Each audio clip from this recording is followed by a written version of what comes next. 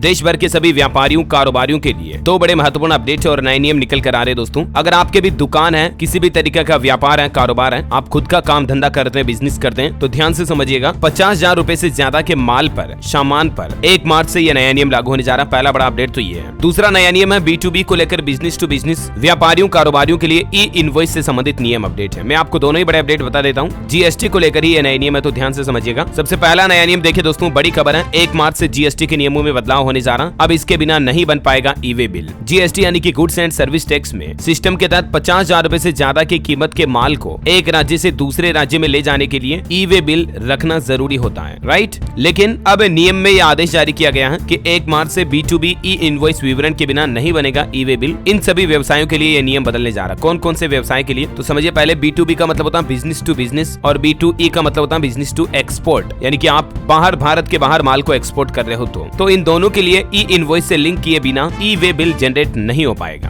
1 मार्च 2024 से नए नियम के मुताबिक 5 करोड़ से ज्यादा वाले व्यवसायों को B2B लेनदेन के लिए ई इनवॉइस के बिना ई-वे बिल जनरेट करने की अनुमति नहीं मिलेगी। और ई-वे बिल के बिना आपको पता होगा 50,000 रुपए से ज्यादा के माल को आप एक राज्य से दूसरे राज्य में अंतरराज्यीय सीमाओं को क्रॉस भी नहीं करवा सकते हैं, समझ रहे हो। सरकार के GST डिपार्टमेंट की तरफ से इस संबंध में नए निर्देश भी जारी कर दिए हैं। ई-वे बिल जनरेट करने के लिए अब ये चीज भी जरूरी होगी। हालांकि नया नियम केवल ई चालान के पात्र टैक्स पेयर्स पर ही लागू होगा। ग्राहकों व अन्य तरह के ट्रांजैक्शन हेतु ई-वे बिल पहले की तरह ही जनरेट होगा, और ये नया नियम 1 मार्च 2024 से लागू हो जाएगा। नेशनल इन्फॉर्मेटिक्स सेंटर यानी कि NIC का कहना है कि ये नियम केवल ई चालान के पात्र टैक्स पेयर्स के लिए फिलहाल लागू होगा। NIC ने स्पष्ट कर दिया कि दूसरे तरह के कारोबारियों के लिए ये नियम नहीं लागू होगा। अच्छा, सरकार की तरफ से इस नियम को क्यों बदला गया, इसके बारे में डिटेल जानकारी भी आप यहाँ थोड़ा सा वीडियो को पॉज करके देख सकते हैं दोस्तों। और वहीं देखिए एक और बड़ा अपडेट, आज सुप्रीम कोर्ट ने सरकार को एक नोटिस भी जारी किया GST से संबंधित, जिसमें कहा गया कि ऑनलाइन गेमिंग कंपनियों पर 1.5 लाख करोड़ रुपए GST को लेकर जवाब मांगा है। हाल ही में आपको पता होगा सरकार की तरफ से ऑनलाइन गेमलिंग वगैरह पर GST टैक्स 28% लागू किया था,